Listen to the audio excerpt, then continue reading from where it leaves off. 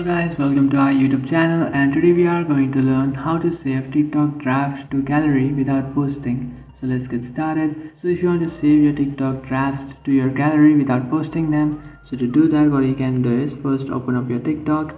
After opening up your TikTok, just tap on the profile icon which is on the bottom right.